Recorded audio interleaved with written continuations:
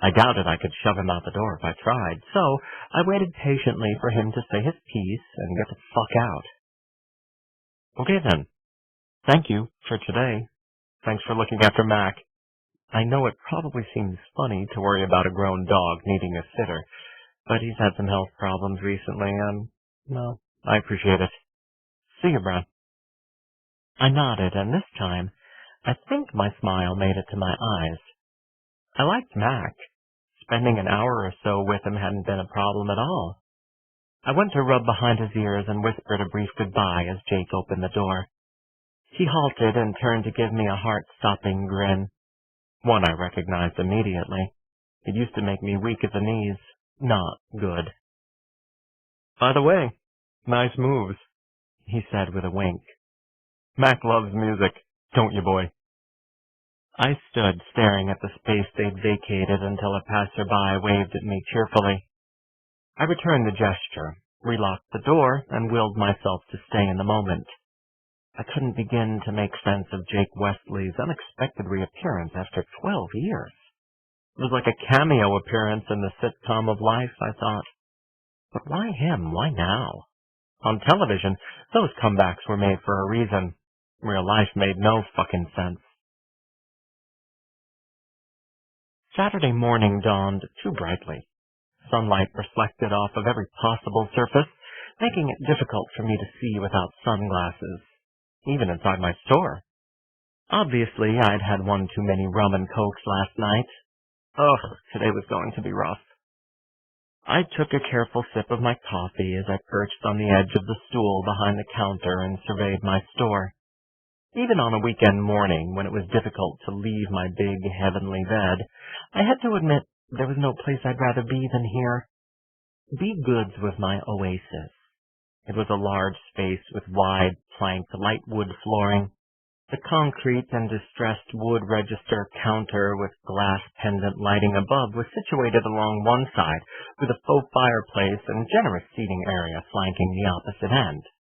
Toward the front entrance, there was a beautiful farmhouse dining table set for a party of 12 with the latest designer linens and place settings. A huge wrought iron chandelier embellished with dainty crystals hung over the space. A large bed made with a lush and comfy-looking duvet and strewn with designer pillows sat at the back of the store, in front of a wall of ample shelving, which I used to showcase fabric and textile samples, as well as pre-made pillowcases. There were side tables, sofa tables, and ottomans throughout the store, piled high with lighting, knickknacks, and the latest books in home design. A lot was packed into the space, but visually it was proportionately and rhythmically perfect. My goal had been to create a comfortable home atmosphere. I didn't want my customers to feel intimidated by their surroundings. I wanted them to fall in love with the ever-changing color palette, the fine accessories, and the brilliant open space. I hated going into cramped, ill-lit stores and being overwhelmed by overzealous salespeople. If anything, I hoped my clients wanted to visit with me as much as they wanted to peruse the latest in home design trends. Although, not necessarily today. Today, I couldn't wait for my reinforcements to arrive and the caffeine to kick in. I heard the rattle of a key and glanced up to see my best friend, Luke, letting himself in the front entrance. He called out a hello and relocked the door before making his way to the register. Good morning, honey. Happy Saturday. I've come to help you sell. Luke sounded too fucking cheerful, and he looked it, too. Life at the beach with his soccer star boyfriend definitely agreed with him. Luke was a quintessential California kid with short, cropped, blonde hair worn stylishly longer in the front, gorgeous blue eyes and golden skin. He had a lean physique and moved with a graceful, elegant air. Luke liked to say we looked alike, one light, one dark. He could be correct except for tiny differences, like eye color, mine were hazel, and hairstyle, I kept mine close-shaved. Either way, Luke was a beautiful man, and my oldest, dearest friend. Luke and I met in high school our freshman year. I was the gawky new kid from Alabama. My southern accent, tall, lanky frame, and skin color made me an instant standout. Not exactly what the average teenager wants when trying to navigate a new system and hopefully make friends. Needless to say, it wasn't easy. Thankfully, I found a kindred spirit in Luke Preston. He was petite, fine-boned, and pretty. Luke sat next to me in American literature. He used to sit with his hands tucked under his chin, giving the teacher his rapt attention while the rest of the students kept an eye on the clock. Luke was bookish and did his best to stay under the radar. I was the opposite. I was smart enough, but my true talents were of an artistic nature. Oh, and a social one. The move to Southern California gave me the second chance I needed as a teenager. I couldn't change my tendency to lace my conversation with effeminate gestures and phrases, but I did my best to lose my country twang. I tried very hard to conform in Birmingham, but my movements and speech ended up sounding contrived, phony. I decided to give the real me a go at age 14. The result wasn't an overnight success by any means. Most kids stayed clear. They weren't sure what to think of me and didn't want to be associated with a weirdo, except for Luke. He invited me to sit with him at lunch and offered to help me study for literature quizzes. I realized later, part of him wanted a reason to recite poetry. Whatever his motivation had been, he became my first true friend in California. And when I met his mother, Mara, I knew I'd do anything to remain in their orbit. She was magical, larger than life, beautiful and eccentric in the most fabulous ways. When she entered a room, everyone turned to see the gorgeous, platinum blonde bombshell bedecked and bejeweled in strands of faux pearls and rhinestones. She wore brilliant color combinations most women would never be brave enough to try, and yet she always looked amazing. However, it was when she spoke you knew you'd met someone special. My mother had been an absentee parent at best. The only thing she and Mara had in common was they were single mothers. Unfortunately, mine cared more about men, booze, and drugs than she did about her kids. She was never home. Supposedly, she was working 2 jobs. After all, the move to California was for the sake of opportunity. Oh, yeah, and to follow her latest boyfriend. Mandy Pettigrew Good had a thing for men. Black men, in particular. My older sister, Trish, and I were mixed race. Who cared, right? Well, I'd agree except for the glaring fact I was a standout in grade school.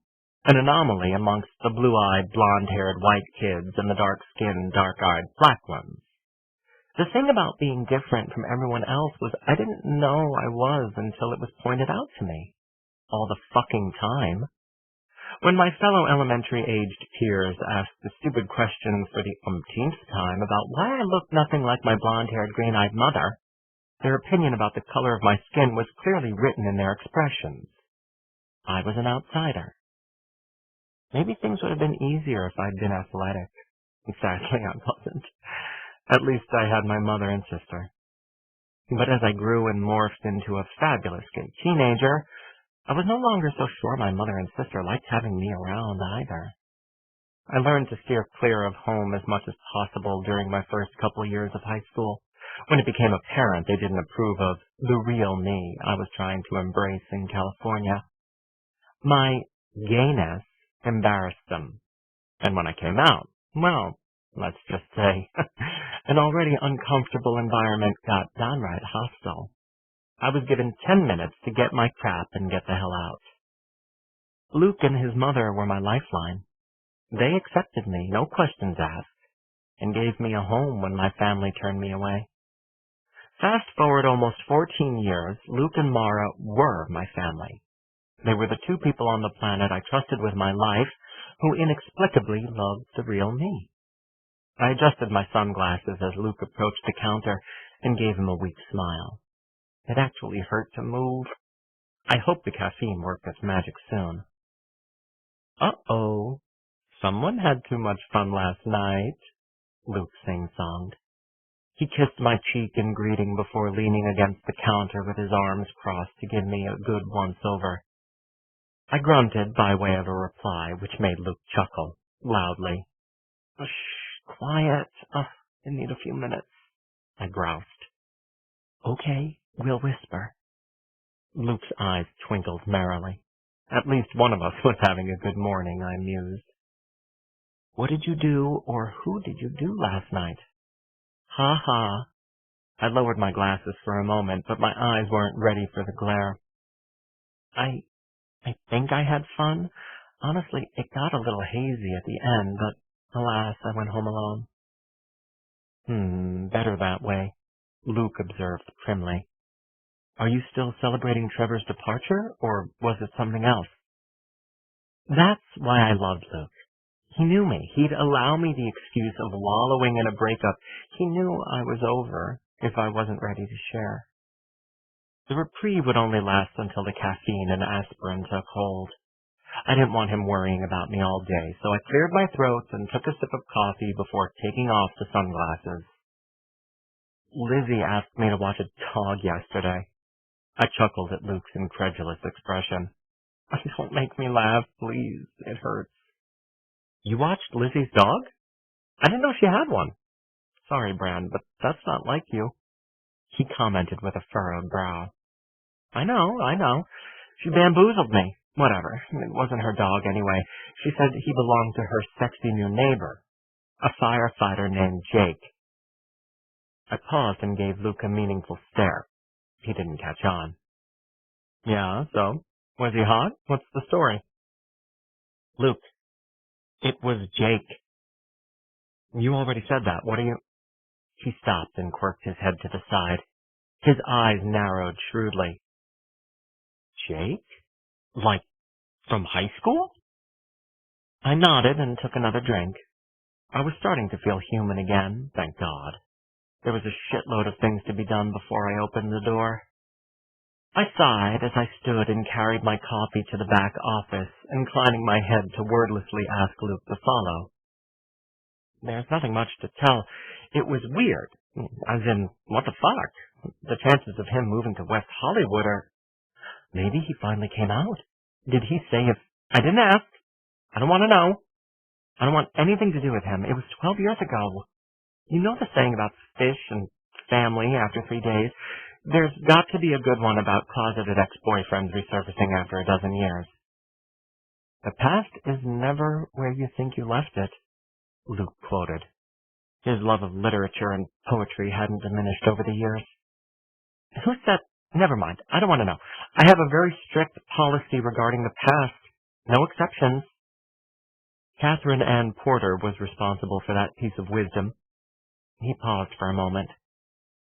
Bran, I'm not suggesting you get reacquainted. I think it's weird, too. And yes, I know your policy, live in the present only. I get it. But are you okay? He was important to you once, a long time ago. I admit it was odd and out of context, and I took the excuse of it being Friday night to party a little harder than usual, to forget about things and people I don't want to remember. I'm an idiot, but...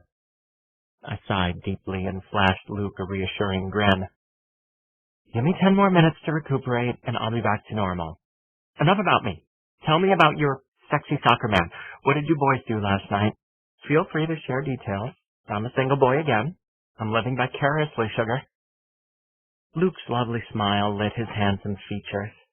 He blushed furiously as he launched into a somewhat tame story about a restaurant in Laguna, a romantic sunset, and then I tuned out. It was all so sweet and domesticated. I had to laugh at myself, though. Isn't that what I wanted eventually, too? Holding hands at the theater and romantic dinners by candlelight with lots of steamy sex in between sounded good, sure. But so did something a little naughtier. My errant imagination conjured melting wax from a wayward candle, enticingly dripped on my bare torso by a fireman in uniform. Well, minus the shirt, who'd come to rescue me from... Well, was he? I blinked in an attempt to focus on my friend, who was giving me an expectant look. I gave up. I had no clue what he was talking about. What? Was Jake still good-looking, or was he balding with the beginnings of a beer belly? Sadly, he's hotter than ever, with a full head of hair